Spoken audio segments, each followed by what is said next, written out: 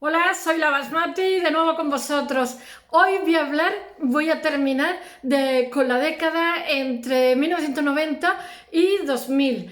He de deciros una cosa, que me ha costado muchísimo trabajo resumirlo, porque mis fuentes son unos libros maravillosos y no sé, me salía una cantidad tremenda, por eso he tardado un poquito más de tiempo. Sabéis que cuando siempre suelo hacer uno o dos vídeos al día y cuando me demoro es porque pienso que cómo voy a comprimir toda esa cantidad de información en un ratito que estoy con vosotros, porque al final me acaba saliendo muchísimo rato y no es que me importe, y por lo visto a vosotros tampoco, pero es también un poco de respeto. En fin, he comprimido muchísima información y creo que va a salir algo coherente, por lo menos que se entienda, y no sé, espero que paséis un buen rato. Hoy acabo con la escultura, la arquitectura, que la he vinculado un poquito a la escultura, porque ya sabéis que soy escultora, y entonces los escultores tenemos mucho guiño. De hecho mis compañeros están contratados en despachos de arquitectos, tenemos mucho guiño con la arquitectura, porque para nosotros es lo mismo, son piezas, pero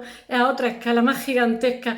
Y entonces en esta época como que eso es más evidente, se disimula menos, por decirlo de alguna forma, y hay muchísimos proyectos de arquitectura. Yo voy a hablar de algunos que apelan a la sensibilidad más que lo intelectual, y algunas esculturas que apelan más a lo intelectual que a la sensibilidad. Bueno, todas apelan a la sensibilidad porque lo intelectual también es intelectual, pero me refiero a algo táctil, y bueno, de eso voy a hablar. Para hacer un pequeño resumen espaciotemporal, que el otro día también lo hice, pero solamente pasando por encima, os diré que entre los 90 y el 2000, pues lo mismo que los 80, fue una época de muchísima alegría.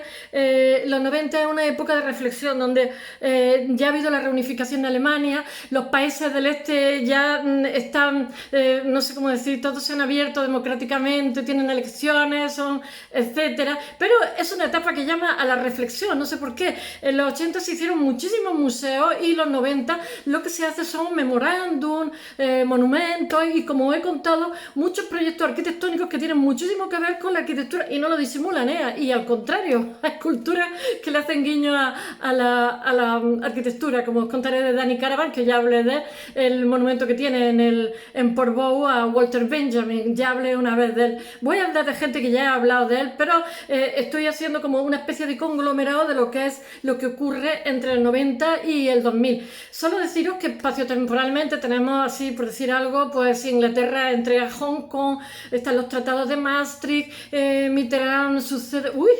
sí, Mitterrand no, Chirac sucede a Mitterrand, muere Francina, muere Diana de Gales, no me acuerdo. Y bueno, después de Burundi y la otra república africana, hay unas guerras civiles que se extienden a Zaire. O sea, lo que ha ocurrido es que la pugna que había entre este-oeste, oriente-occidente, ha dejado de haberla, pero ahora los problemas son en otros continentes, también en Asia, en Sudamérica, etc. Estoy intentando acordarme, pero nunca me acuerdo de todo. Boris Yeltsin disuelve el Parlamento. No me acuerdo, hay muchísimas cosas que pasan en esta década. Y bueno, he de deciros que bueno, que está el panorama del deconstructivismo, pero de pronto ahora nos encontramos con la Alemania que se unifica, que pasan de 50 a 100 millones, y entonces está la reconstrucción de Berlín, y entonces van todos los arquitectos allí, corre que te pillo, a ver, va lo más granado, y van también muchos jóvenes, y los alemanes lo que hacen, bueno, y son auténticas batallas lo que hay, porque por ejemplo, ahora os lo contaré, en la, ¿cómo se llama? Alexanderplatz, es que leí un libro que se llamaba Alexanderplatz, Berlín Alexanderplatz. Es una batalla, hoy es una plaza muy emblemática, y otras plazas también. Y entonces ahí se miden los sables, los deconstructivistas, yo qué sé, los racionalistas, los posmodernos. Y después los alemanes lo que hacen un poco es que apuestan por la sobriedad, o sea, un poco por el racionalismo de Aldo Rossi, etc. Bueno, ahora lo veréis. Quieren edificios, no que sean neutros, porque en Berlín se hacen unos proyectos maravillosos, pero no quieren iconos en la ciudad. Así todos se hacen unos proyectos maravillosos. Ahora no puedo hablar de eso porque entonces ya necesitaría 5 horas para poder hablar de todo. Es casi imposible. Y bueno, he de deciros que bueno, que ese deconstructivismo, ya sabéis que viene del constructivismo de los rusos, que no de la modernidad, que son simultáneos en los años 20. Y entonces esto se ve atenuado por el racionalismo un poco que se aplica sobre Berlín. Y bueno, la reconstrucción del Berlín unificado. Y bueno, os tengo que decir también, dentro de los resúmenes que hago, ay, que me pica una pierna, hoy estoy de pie, que en España los 80 fue una época dorada para los arquitectos, fue una época de muchísima energía, porque mirad, de pronto el país como que estrenaba libertad, y era como, ¿cómo se come eso, no? Y entonces todo el mundo era, ¡guau! La libertad, qué bien, ¿no? Pero bueno, la libertad no es que no fuera maravillosa, pero teníamos tanta ansia de libertad que después, bueno, pues sí, una cosa normal, ahora nos parece normal, y las nuevas generaciones les parece más normal todavía, pero bueno, en los 80 se estaba viviendo una época pues de muchísima euforia y de muchísima energía, y además estábamos como de moda, y eso se tradujo, bueno, se hicieron muchísimos museos, etcétera. Fue una época dorada para los arquitectos. Eso se tradujo en lo que germinó en los 90, por decirlo de alguna forma, que os lo contaré, que el otro día os dije un poquito, de la Expo de Sevilla, de la Olimpiada de Barcelona 92, etcétera, de Madrid Cultural también, todo fue a la vez, y la verdad es que fue grande, pero os voy a decir una cosa, siempre os digo la misma frase, no hay nada por generación espontánea. Ahora os contaré. Después de la guerra y tal, pues a partir de los años 50 pues hay una serie de arquitectos, de los cuales todos estos arquitectos que han construido cosas, muchos de ellos jóvenes, y también en los 90, se me olvida deciros que en el 95 es 50 años de la Segunda Guerra Mundial. Dios mío. En los 90, pues estos arquitectos jóvenes beben en la tradición de la arquitectura española, que ha habido arquitectos maravillosos en los años 50, 60 y 70, ahora lo digo, y beben en ellos. Bueno, realmente lo que hacen, digamos, es beber de ese espíritu moderno de la posguerra, que los arquitectos que estuvieron aquí pues trabajaron los pobrecillos, aunque hubo muchas casas de brujas, muchos de ellos se tuvieron que ir al extranjero, a Estados Unidos y tal, exiliados, porque los mismos compañeros, digamos, para despejar el ambiente decían meses y tal, y salían corriendo, ¿sabes? Bueno, entonces hay una sensibilidad práctica de José Antonio Cordec, y después está también y la pureza estructural de Alejandro de Sota. No sé si os sonarán, seguro que otros sí que os sonarán más, como por ejemplo los que hay en los años 60, que hay una corriente orgánica que está José Francisco Sáenz de Oísa, este es súper conocido, bueno, son todos muy conocidos.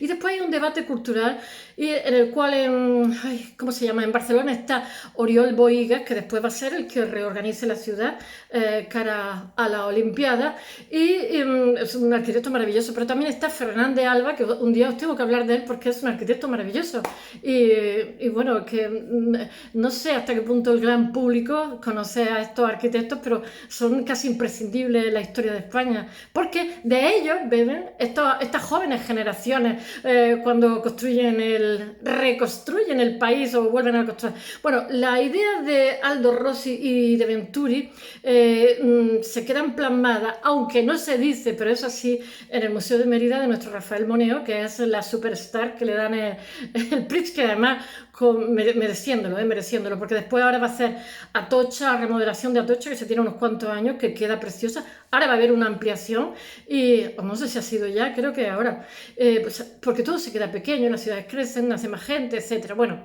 esta gente son los culpables de que haya una nueva arquitectura española. Estos son los pilares en los cuales los nuevos arquitectos de los 80 y los 90 beben en ellos. Y bueno, que la década de los 80 está marcada por, ¿cómo se llama? Unas vacas gordas. Sí, ese auge económico y muchísimo dinamismo cultural, se vende no solamente para los arquitectos, para los artistas fue una época, ¡guau! Todo se vendía, lo bueno, lo malo y lo regular, fue una época de muchísima energía. Bueno, supone la construcción de muchísimos edificios públicos encargados a muchos arquitectos jóvenes, y eso también es maravilloso porque es sangre nueva para el país, y también que ellos apuestan con la tradición y lo contemporáneo, como os conté el otro día de los racionalistas italianos, etcétera.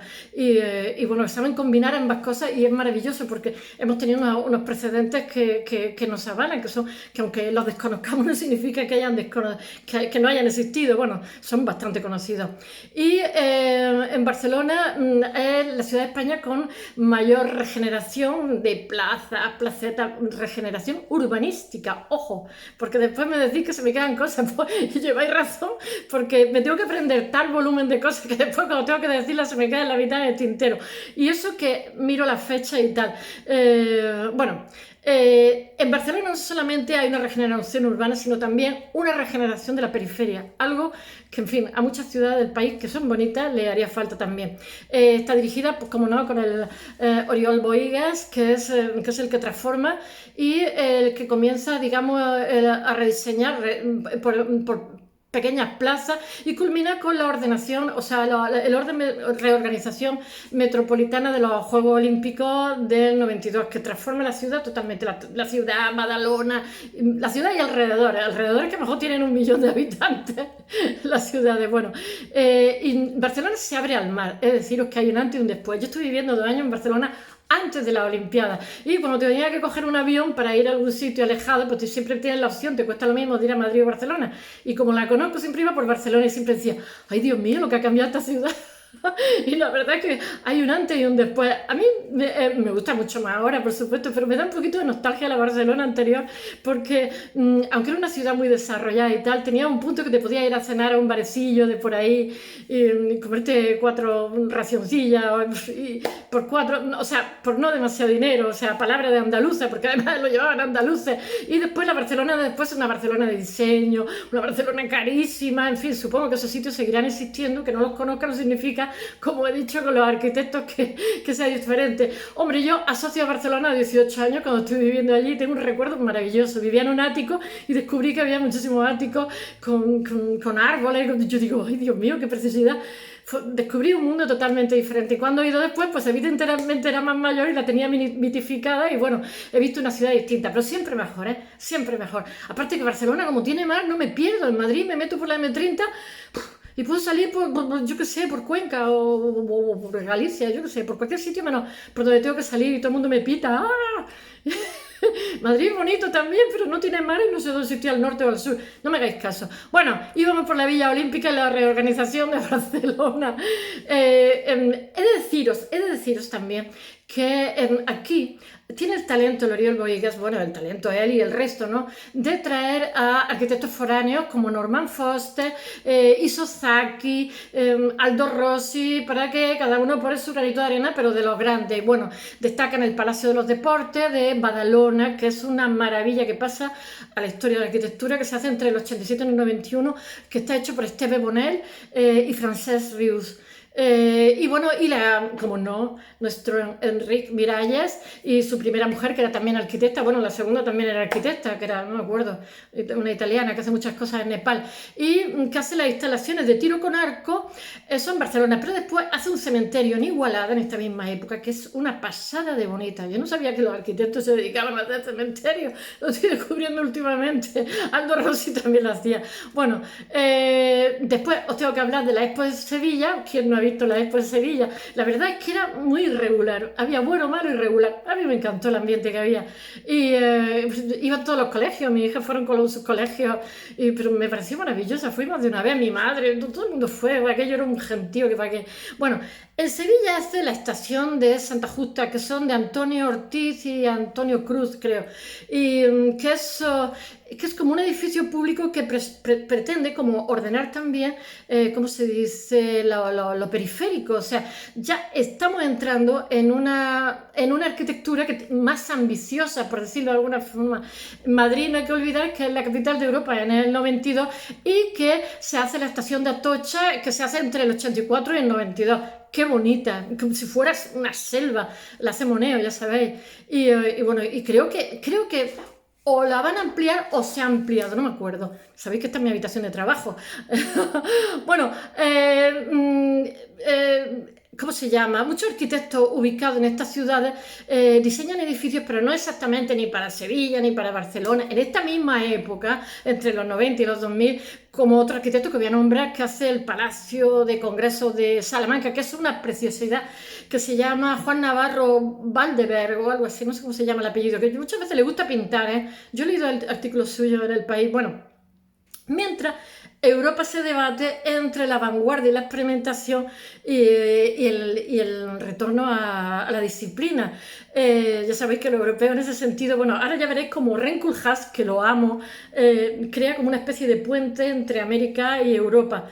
Bueno, como dije el otro día y vuelvo a repetir, en esta misma época es muy importante, Renzo Piano hace, estoy viendo que se ve mi aspiradora por aquí, no estaba controlado esto. Renzo Piano, es que he venido a limpiar el coche. Renzo Piano hace un aeropuerto artificial, en una isla artificial de varios kilómetros. Yo es que me quedé, y además a prueba de, os he hablado de ella, a prueba de terremotos, que es en la bahía de Osaka y en una isla que le llaman Kansai. Y de hecho hay un terremoto fuerte y lo resiste bien. Y entonces le dijeron a toda Renzo Piano, creo que también ha hecho la ampliación él. Es bonito, hasta estéticamente, bueno, es que Renzo Piano es mucho Renzo Piano, es precioso además. Y en esta misma fecha, bueno, eso es entre el 88 y el 94, lo hace Renzo Piano, es una pasada, simplemente estéticamente es bonito e interesante. Y después algo similar hace, porque es que no me lo he leído bien, ¿cómo se llama? Norman Foster en Hong Kong, porque ya sabéis que estas zonas están tan densísimamente pobladas. Os conté que mi amigo japonés decía que los coches eran baratos, que lo que era caro era el aparcamiento, no te dejan comprarte un coche si no demuestras que tienes un aparcamiento, ¿sabes? Y están tan densísimamente pobladas. También le llamaba la atención en España la carne, decía que en Japón comerse un filete de carne era impensable, era de millonario, y nosotros tenemos aquí piezas de carne por todos sitios, porque no tienen espacio para criar rebaños ni carne. Claro que pueden comer carne, aparte que sean pescateros, que la carne allí es imposible de cara. Ahora no paran de tirar radiactividad al mar, le van a salir los pescados de gordos, que para qué. Bueno, Norman Foster está en Hong Kong haciendo algo parecido, lo que demuestra que los aeropuertos han, ¿cómo se dice?, recuperado su relevancia arquitectónica. Ya era hora, ¿no? Que menudo hangares hay por ahí. Bueno, mientras que en Occidente vive la polémica de la congestión del centro urbano frente a la dispersión de la periferia. Y aquí tenemos a nuestro Renkulhas, que para mí es el number one, ¿no? Mucha gente dice que es deconstructivista. Yo no acabo de verlo deconstructivista, me pasa como Libeskind, ahora os hablaré. O sea, es que yo no sé por qué esa manía de poner etiqueta. Bueno, Renkulhas es como un apologista de las multitudes, de las ciudades grandes. Tiene un puente, como he dicho, entre Europa y América. Y él es apologista, es que me hace mucha gracia, apologista de las densidades urbanas. Es que lo estoy leyendo en uno de mis libros, en una de mis fuentes, apologista de las densidades urbanas. Yo no sabía, porque Renkulhas es nieto de un arquitecto famoso holandés, famoso no a nivel mundial, pero sí famoso en Holanda, de prestigio, hijo de un escritor. Y él al principio hizo periodismo y se fue escritor, y después descubrió que quería ser arquitecto, pero tarde, y entonces resulta que es un arquitecto que escribe. Y entonces me encanta esa especie, porque es muy poeta, esa especie de mezcla que tiene entre artistas, entre poetas y arquitectos, que ahora escribo, que ahora hago, pero los proyectos que tiene son espectaculares. Y ese es el que le echó el ojo a Zaha Hadid, ¿sabéis? Cuando fue profesor suyo, y se dio cuenta que era un genio. Y la pilló corriendo, y la otra le robó el ingeniero. ¡Qué cotilleo! Bueno, él hace en Estados Unidos, en Manhattan, no tengo que leerlo, una cosa que se llama OMA, el acrónimo, que es Office for Metropolitan Architecture, y combina, yo qué sé, rasgos de los 50 con rasgos de los constructivistas rusos de los 20. Por eso dicen que son deconstructivistas, porque en vez de tomar las premisas de la modernidad, porque es más original tomar las premisas de los constructivistas, que están menos vistos, aparte que son muy bonitos. Y bueno, su idea se refiere a la periferia urbana, y está basado en la concentración de las funciones y el tamaño de la forma. Y paradigma de eso en Europa hace el Eurolil, el Lille, se escribe en francés, lo único que se decide en francés es Lille, porque pasa por ahí 40 veces, hace como una central de un tren de alta velocidad. Y entonces ahí también no solamente es que construye, digamos, esa infraestructura, que es el centro neurálgico del tren de alta velocidad, que a mi ciudad todavía no ha llegado y que me encantaría que llegara porque estaríamos en un ratito en Madrid, un ratito en Barcelona o en Sevilla. Ojalá algún día lo veamos, porque aquí somos los últimos en todo, siempre nunca. Aparte que es que vivimos en una penibética que está llena de montañas, pero bueno, Granada también está llena de montañas y tiene tren de alta velocidad. Nos sale más corto de mi ciudad irnos allí, que tardamos media horita, tres cuartos en coche, coger el tren de alta velocidad, que coger un avión aquí, que es un rollo. Bueno, y si vamos en tren a Madrid aquí, pues tardar 15, 18 horas, el tren de baja velocidad.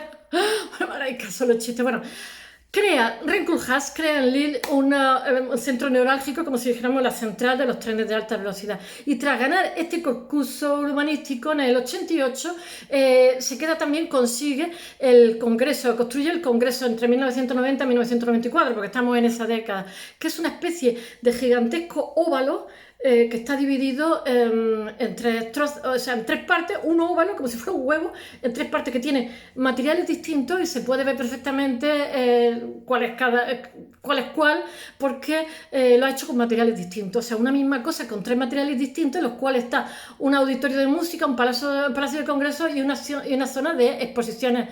Y entonces lo ha individualizado utilizando materiales distintos.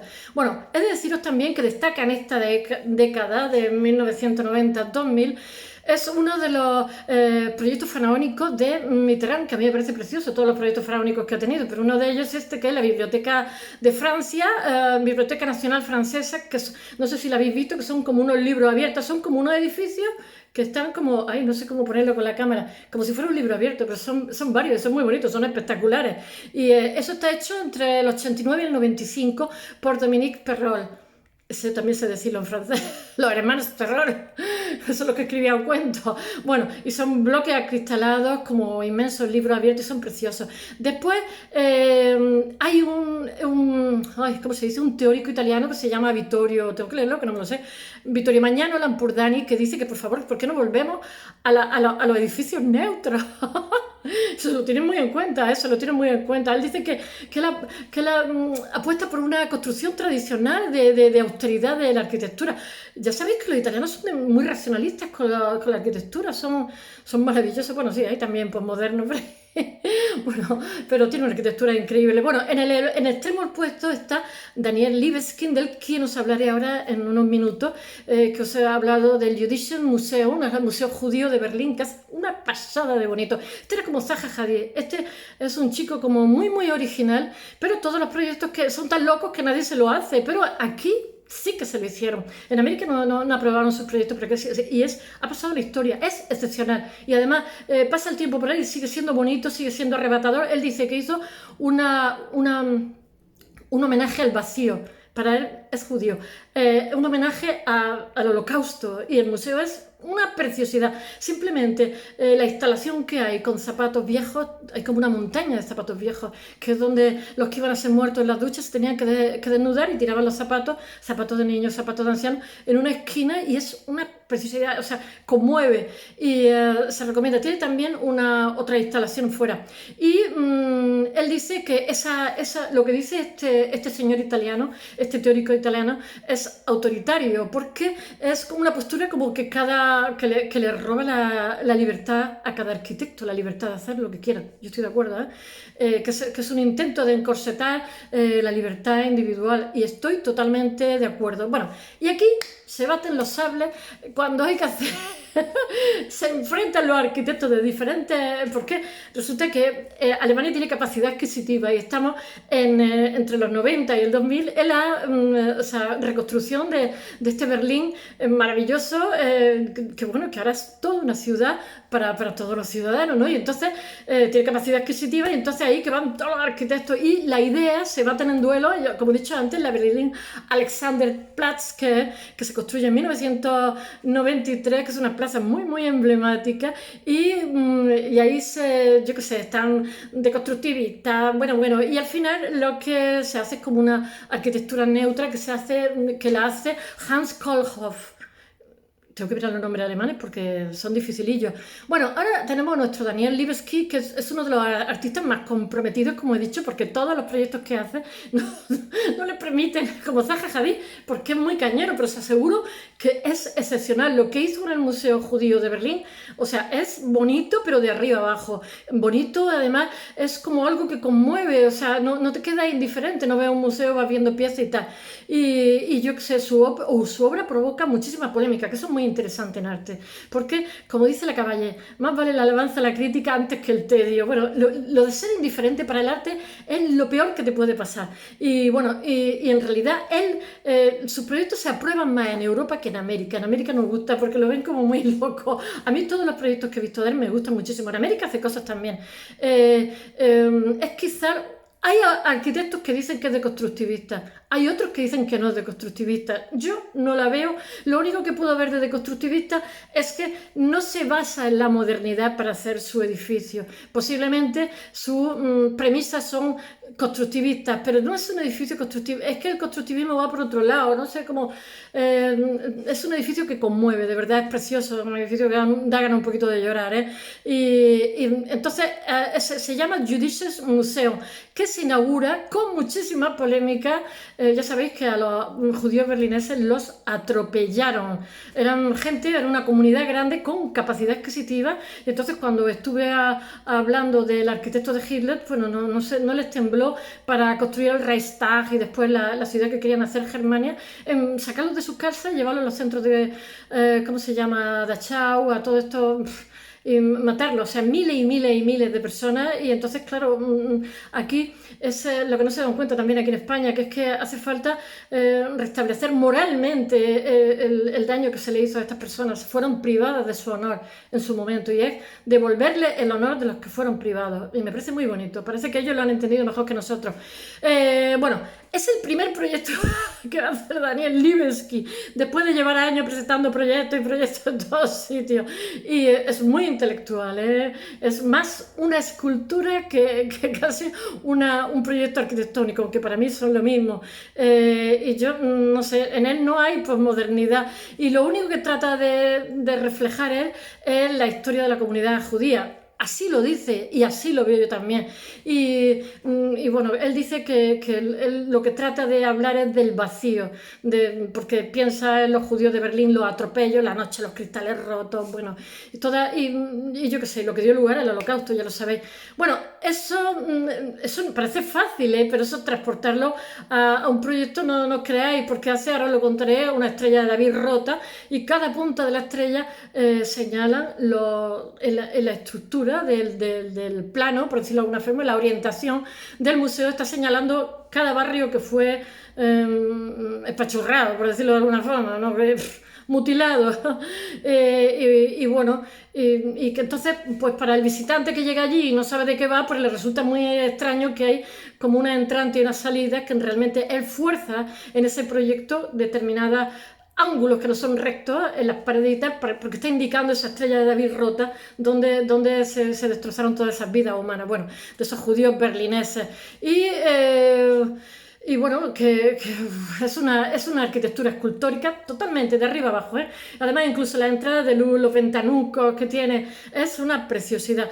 Y es totalmente sensorial. O sea, no sales de ahí igual que entra. Eso me parece muy inteligente de su parte, porque yo pienso que lo mismo que los de publicidad han utilizado la retórica, que es poesía, pues ¿por qué no pueden utilizar los arquitectos la escultura que está ahí, que es la poesía? Y de hecho, muchos de mis compañeros, como he dicho, trabajan en despachos de arquitectos, porque precisamente son el factor añadido, lo poético, que es lo difícil de cualquier proyecto que se hace o cualquier pieza que hacemos en arte, el factor añadido. Como cuando ponéis un desayuno a vuestra pareja y le añadís una flor, ¿no?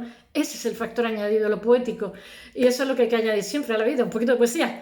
Bueno, los 80 se hacen muchísimos complejos museísticos, como he dicho, una época desbordante, y muy festiva culturalmente. Son como una cultura como... pero sin embargo en los 90 hay una cultura como más reflexiva, quizás porque en el 95 son los 50 años de que se hace la Segunda Guerra Mundial, que se conmemora, que no he dicho la palabra, conmemora, que después me decís, ha faltado decir Lola, que dice, no has dicho cuando se muere. Entonces, eso es una década como más reflexiva, porque ha dejado de haber, como he dicho, todos los líos entre esto y esto, y resulta que ahora los líos están por, yo qué sé, por otros continentes, pero no son más pequeños, son terribles, porque lo de los Hutus y los... y no hicimos nada frente a un genocidio. Bueno, el recuerdo, el enfrentamiento con la historia, yo que sé, hace que sea, yo que sé, el enfrentamiento con la historia de la Segunda Guerra Mundial, yo que sé, los acontecimientos históricos, etcétera.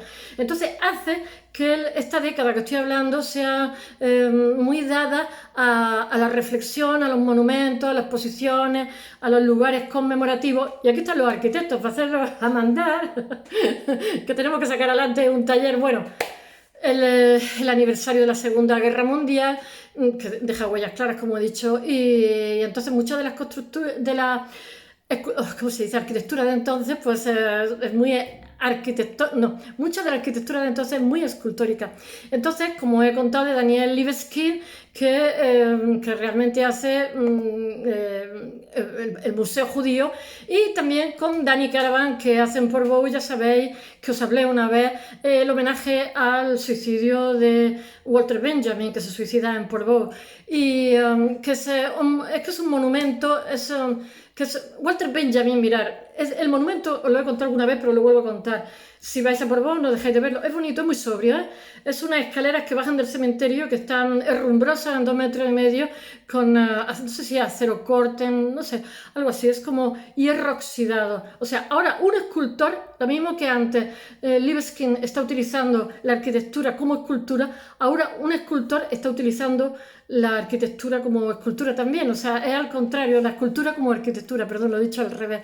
Entonces, simplemente hace un pasillo desde el cementerio con 87 escalones que se recorren, de 2,5 metros de alto, que se recorren con unas paredes herrumbrosas de hierro carcomido, oxidado, pero muy controlado, porque eso se le echa un barniz para que ese óxido no se devore en 2 días. Y entonces se llega a una zona, se suicida en 1940, él viene huyendo, él es un judío sefardí, de berlinés, con un padre que es un anticuario famosísimo, gente con mucho dinero, y él es un intelectual. Bueno, su obra hay que leerla, quien quiera saber un poco de arte.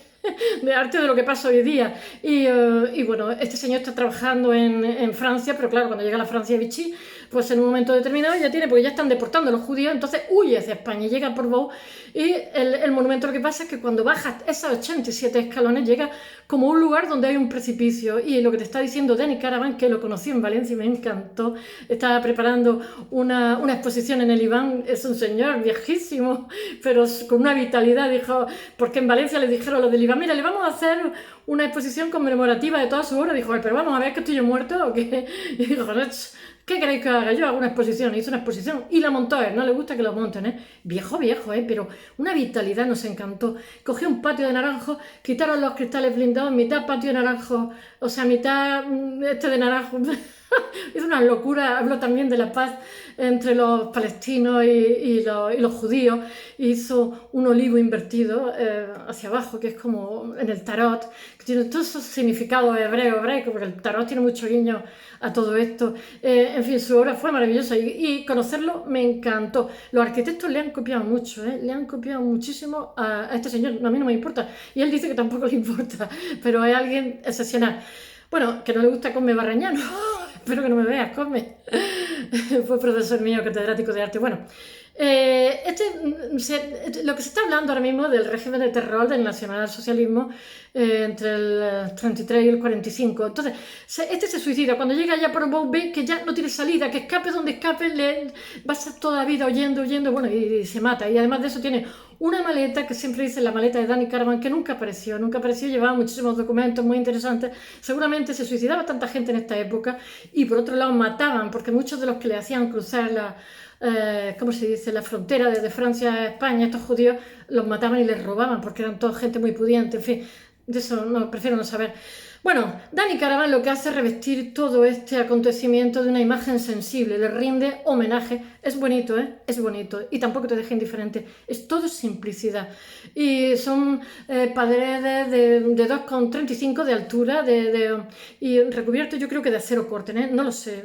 Es óxido de hierro, o sea, las paredes están recubiertas y además de eso se pinta con almagre y luego se da un barniz. Y es todavía el hierro herrumbroso con almagre y barniz es todavía más inquietante. Tiene 87 peldaños, como he dicho, y bueno, que cuando se llega abajo lo que ves es, o sea, cuando baja esa escalera lo que ves es un cielo y un precipicio, y siente un poco lo que sintió este señor cuando llegó a Portbou y se quitó la vida, que venía huyendo de la Francia colaboracionista de Vichy. Y como he dicho, abajo no hay nada más que un precipicio sin salida en el cual retumba el golpe del mar y bueno, que recuerda a Benjamin en su huida, que no iba en dirección a ninguna parte. Ahora voy a hablar de un escultor actual que se llama Johann Hertz, que le ayuda a su mujer, que se llama Esther no sé cuánto. Y entonces os voy a hablar de 2 o 3 piezas de este señor que habla de la historia también del nacionalsocialismo, pero habla de manera tangencial, indirecta, porque es una persona de mi generación que tampoco hemos vivido eso y lo vivimos como en diferido, pero le hace recordar un pasado a Alemania, en fin, un pasado, bueno, los españoles no tenemos mejor pasado, que tenemos un genocidio todavía ahí pendiente de aclarar. Bueno, destaca entre sus piezas la de Schlong, tengo que leerla, Slottsplatz, de Saarbrücken de 1993, en la cual pone 2146 adoquines con el nombre de todos los judíos, todos los cementerios judíos de Alemania antes de la Segunda Guerra Mundial. Y pues, es como un recordatorio de quiénes eran, porque esta gente, si cuando vinieron los visigodos a España, que eran germanos, ya llevaban judíos, porque eran los que le llevaban las finanzas, o sea, llevan siglos y siglos y siglos, porque esto, yo no sé si son los askenazí, yo creo que son productos de los házaros. Ellos no provienen de Israel, ellos provienen de que en Alemania, ¿cómo se llama? En la Unión Soviética estos házaros fueron convertidos. Me parece, no me sé bien, no me hagáis caso que no me sé bien la historia de los genocidios, pero yo creo que son productos de los házaros. Bueno, y él hace una reflexión. Y después está otro que es la encuesta de Bremen, que es 1995, miro las fechas, porque todas las fechas no me las sé, en el cual hay como una vista panorámica encima del río Wasser, y entonces te sientas y te deja unas instrucciones, hay como un voladizo, te sientas encima sobre el Wasser con unas instrucciones que te invitan a pensar como si tú hicieras tu propio monumento, te suben como arriba de un sitio como que tú eres un monumento y te obligan a pensar qué tema tendrías si tú hicieras un monumento de ti mismo, ¿no? Y después en Hamburgo hacen una cosa muy interesante que es de interactuación, pero también está creando unas vías que yo voy a vivir porque yo hago Bellas Artes en el 2000 y estamos en el 95-96, estamos casi en el filo, y es la interactuación en el arte, ¿no? Que cuando hace una tal, todo el que pasa por allí casualmente interactúa con la pieza y la pieza es el resultado de lo que todos hacen, ¿no? Y este señor en Hamburgo hace un pilar que recubre de plomo. El plomo es muy blando y se puede muy tóxico también. Yo he trabajado con plomo, como la resina. Y tiene 12 metros el pilar. Entonces este pilar está sobre un soporte que tarda unos años en hundirse, pero se va a hundir entero. Y todos los que pasan por allí le dejan unos punzones para que escriban lo que les dé la gana sobre el plomo, sobre qué es lo que piensan del régimen nacionalsocialista. O sea, sobre todo lo que ocurrió en Alemania. Estamos en Alemania, en Hamburgo, y con total libertad. Pueden poner lo que les dé la gana, porque todo eso se va a hundir en la tierra y va a desaparecer. Y es una pieza muy aplaudida, muy interesante, que además abre una vía también dentro del arte para ya os digo que eso dura años, y todo el que pasa por allí puede escribir lo que quiera, en plan graffiti, es toda su opinión sobre el fascismo, todo. Y después, bueno, lo mismo que Libeskind en su arquitectura, lo que estimula es lo sensorial.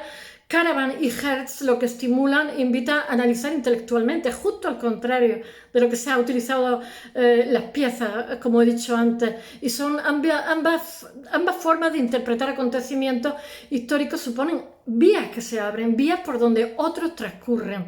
En este periodo, entre 1990 y 2000, hay una preocupación de la arquitectura por los proyectos sostenibles, como queda claro en la casa tengo que leerlo porque es un nombre alemán dificilísimo, mirad estamos en la década entre los 90 y el 2000 y ya se están haciendo casas sostenibles. Lo pongo porque son proyectos que, bueno, hace 20 años. De Thomas Pielgel-Halter, aquí en nada. Y la casa se llama Casa Breisach. Y esta casa es totalmente autosuficiente, el agua que llueve la consume y también es totalmente, tiene placas solares, en fin, eso hoy nos produce risa porque eso lo tiene cualquier casa de cualquier vecino, mi hermano lo tiene, pero bueno, en esta década era algo totalmente, el que fuera autárquica una casa es una novedad. Bueno, espero que os haya gustado, mañana volveré. No sé, tengo tentaciones de hablar de feminismo en arte, no sé si me vaya a quemar, está ahí, existe.